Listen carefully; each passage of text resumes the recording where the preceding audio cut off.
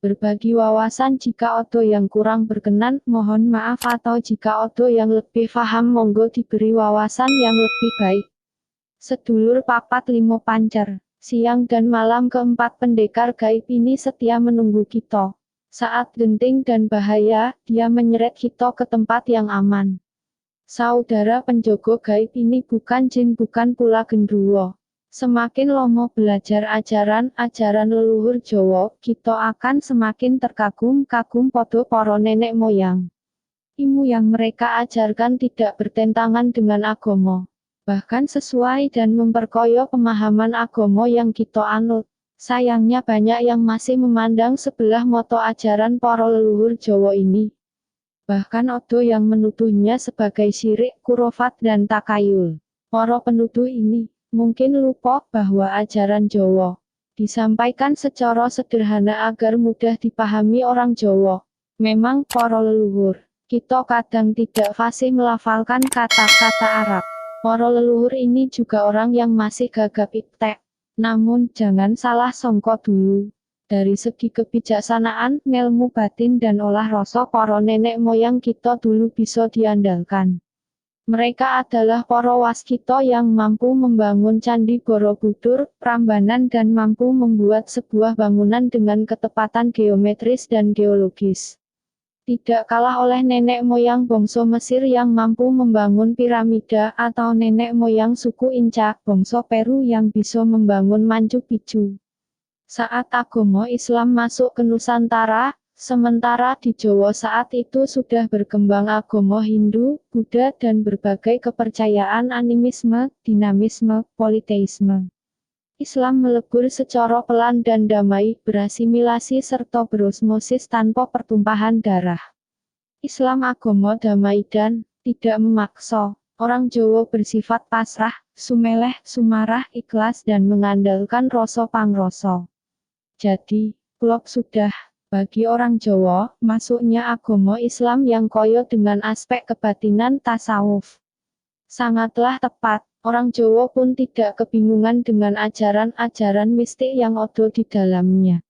Namun orang Jawa berhasil menyederhanakan ajaran-ajaran mistik ini dengan terminologi dan kalimat sederhana dan mudah dimengerti. Harap maklum sojo, orang Jawa dulu mayoritas hidup di pedesaan yang sederhana dan tidak banyak berwacana ilmiah. Salah satu ajaran kejawen yang membahas tentang adanya malaikat pendamping hidup manusia adalah sedulur papat limo pancer. Pancer adalah tonggak hidup manusia, yaitu dirinya sendiri. Diri kita dikelilingi oleh 4 makhluk gaib yang tidak kasat mata, metafisik. Mereka adalah saudara yang setia menemani hidup kita. Mulai dilahirkan di dunia hingga kita nanti meninggal dunia menuju alam barzah, alam kelanggengan. Sebelum hadirnya agama Islam, orang Jawa tidak memahami konsep malaikat. Maka mereka menyebut malaikat penjaga manusia dengan sedulur papat. Konsep sedulur papat ini oleh orang Jawa ditamsilkan melalui sebuah pengamatan, niteni. Mulai saat janin tumbuh di perut ibu, janin dilindungi di dalam rahim oleh ketuban. Selanjutnya adalah ari-ari, darah dan pusar. Itulah saudara manusia sejak awal dia hidup dan selanjutnya, 4 saudara ini kemudian dikubur. Namun orang Jawa percaya bahwa 4 saudara ini tetap menemani diri manusia hingga ke liang lahat. Karena air ketuban adalah yang pertama kali keluar saat ibu melahirkan, orang Jawa menyebutnya saudara tua. Saudara ini melindungi jasad fisik dari bahaya.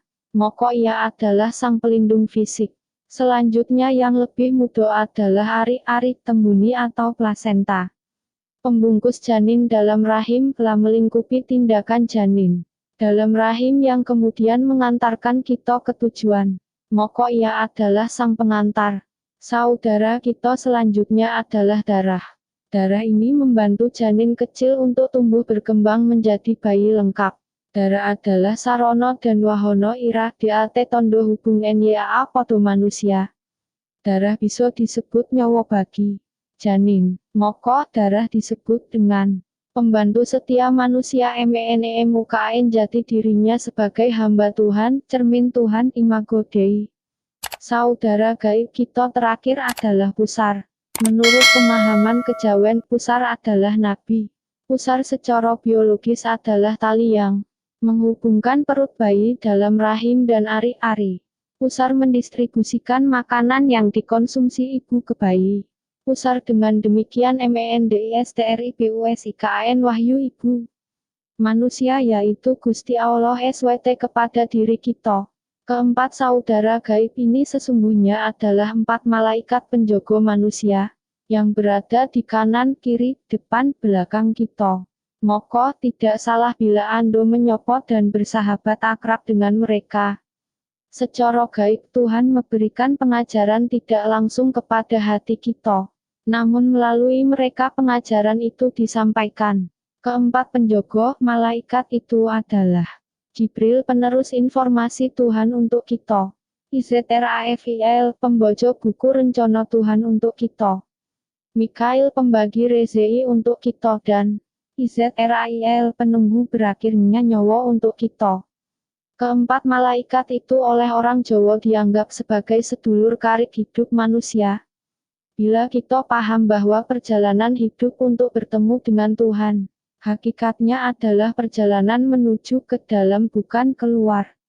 Perjalanan menembus langit ketujuh hakikatnya adalah perjalanan diri palsu, menuju diri sejati. Dan menemukan sang aku sejati, yaitu diri pribadi, Tuhan. Untuk menemukan sang aku sejati, 5 pancer itulah kita ditemani oleh 4 saudara GAIBMALAIKAT penunggu. Sedulur papat, lantas di mana mereka sekarang? Mereka sekarang sedang mengawasi Anda. Berpikir mengagungkan asma-Nya.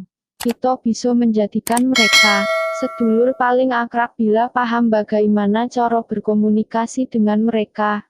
Caranya, pejamkan moto, matikan seluruh aktivitas listrik di otak kiri dan kanan dan hidupkan sang aku sejati yang ada di dalam diri Anda. Yo, hanya diri sendirilah yang mampu untuk berkomunikasi dengan para sedulur gaib nan setia ini. Bagaimana tidak setia, bila kemanapun kita berada di situ keempatnya berada. Bila kita berjalan, mereka terbang. Bila jasad kita tidur, mereka akan tetap melek ngobrol dengan roh kita. Moko, saat bangun tidur di siang hari, pikiran kita akan merasa fresh sebab roh kita akan kembali menjejerkan diri kita dengan iradatnya. Sayang, saat waktu beranjak siang polusi nafsu, ego lebih dominan. Sehingga kebeningan akal pikiran semakin tenggelam. Bagaimana agar hidup kita selalu ingat oleh kehadiran sedulur papat ini yang setia menjaga kita? Sunan Kalijogo memiliki kidung bagus, ana kidung akadang permati, among tuwuh ing kuwasanira, nganakaken saciptane, kakang kawah puniku, kang rumeksa ing awak mami, anekaken sedya, pan kuwasanipun adi ari-ari ika, kang mayungi ing laku kuwasane i, anekaken pangarah, ponang getih ing rahina wengi, amrawangi Allah kang kuwasa, andadekaken karsane, pusur kuwasanipun, nguyu-uyu sambawa mami, nuruti ing panedah, kuwasani reku, jangkep kadang ingsun papat, kalimane pancer wus dadi sawiji. Nunggal sawujuding wang, odo nyanyian tentang saudara kita yang merawat dengan hati-hati. Memelihara berdasarkan kekuasaannya, apa yang dicipta, terwujud, ketuban itu menjaga badan soyo. Menyampaikan kehendak dengan kuasanya, adi-ari-ari tersebut memayungi perilaku, berdasar arahannya, darah siang malam membantu Allah yang kuasa, mewujudkan kehendaknya, pusar. Kekuasaannya memberi perhatian dengan kesungguhan untuk soyo, memenuhi permintaan soyo, moko, lengkaplah 4 saudara itu. Kelimanya sebagai pusat sudah jadi satu, manunggal dalam perwujudan soyo. Saat ini, Rahayu, Sagung Dumadi.